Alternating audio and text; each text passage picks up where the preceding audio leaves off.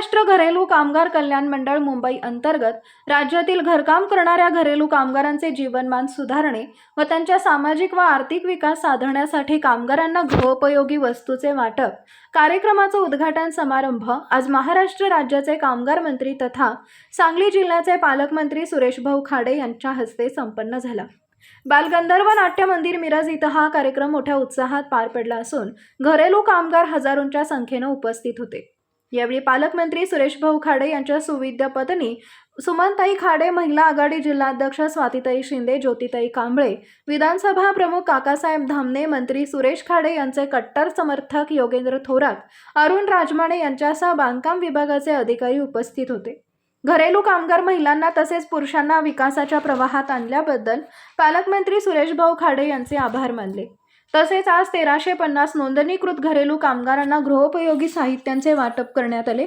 घरेलू कामगारांची नोंदणी ही मात्र 1 रुपयामध्ये होणार असून नोंदणी केंद्र उभारण्यात येणार आहे। निवृत्ती बक्षीस योजना तसेच विविध योजना घरेलू कामगारांना सुरू करणार असल्याची माहिती कामगार मंत्र्यांनी दिली। आज 1,88,00,000 घरेलू कामगारांना गृहोपयोगी साहित्यांचे वाटप करण्यात सुरुवात झाल्याची माहिती त्यांनी दिली आहे। शासन घरेलू कामगार कल्याण मंडळ मुंबई यांच्या वतीने घरेलू कामगार माता बहिणींना बंधूंना आज घरेलू जे भांड्याचं किट आहे त्याचा वाटपाचा कार्यक्रम आज सांगली जिल्ह्यामध्ये मिरज येथे बालगंधर्वला संपन्न होतो।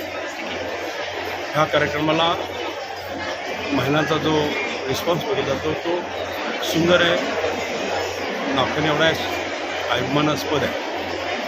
आज ह्या कार्यक्रमाच्या निमित्तानं आज आम्ही जवळजवळ 1300-1350 घरेलू कामगार महिलांना ज्या नोंदणी जिवंत आहेत, त्यांची कार्डच जिवंत आहेत, त्यांची नोंदणी झालेली अशा लोकांना आम्ही 1334 लोकांना आम्ही आता वाटप करतो आहे।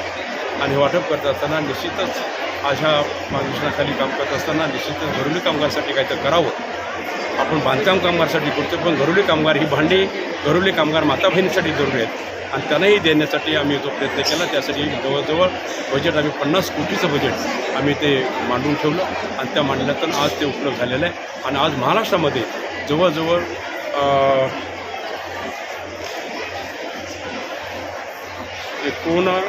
1,88,00,000 एवढे घरेलू कामगार आपल्याला इथं नोंद झालेले आहेत। तर ह्यांना सगळ्यांना आतापासून सुरुवात होईल। ह्या महिन्या-2 महिन्यामध्ये सगळ्यांचं वाटप कंप्लीट होईल। त्या दृष्टिकोनातून आम्ही घरेलू कामगाराला आणि एक गोष्ट आहे की घरेलू कामगारांची नोंदणी 65 रुपयामध्ये नोंदणी व्हायची, पण बांधकाम कामगारची 1 रुपये केल्यानंतर ह्यांनी आग्रह धरला की आमची करा। आम्ही त्यांचीही नोंदणी 1 रुपयाने केली। समन्वय योजनेतून आम्हाला त्यांना त्यांची 55 वर्षे पुढे गेलेली आहे, 55 वर्षे पास केली त्या घरेलू कामगारांना आम्ही 10,000 रुपये गिफ्ट म्हणून त्यांना देतो। त्या दृष्टिकोनातून बऱ्याच फॅसिलिटी त्यांना आपण देतो, त्या दृष्टिकोनातून त्याचा त्यांनी फायदा उचलावा आणि घरेलू कामगारांची नोंदणी वाढवावी। त्या दृष्टिकोनातून घरेलू कामगार हा प्रत्येक घरात जाऊन काम करणारा, पोटासाठी काम करणारा असतो। त्या दृष्टिकोनातून त्याच्यासाठी एक कामगार मंत्रालय म्हणून आणि कामगार मंत्री म्हणून निश्चितच हरीचा वाटा त्यांच्या सेवेला मी अर्पित केलेला आहे, त्यांचं स्वीकारावं एवढीच माझी विनंती आहे।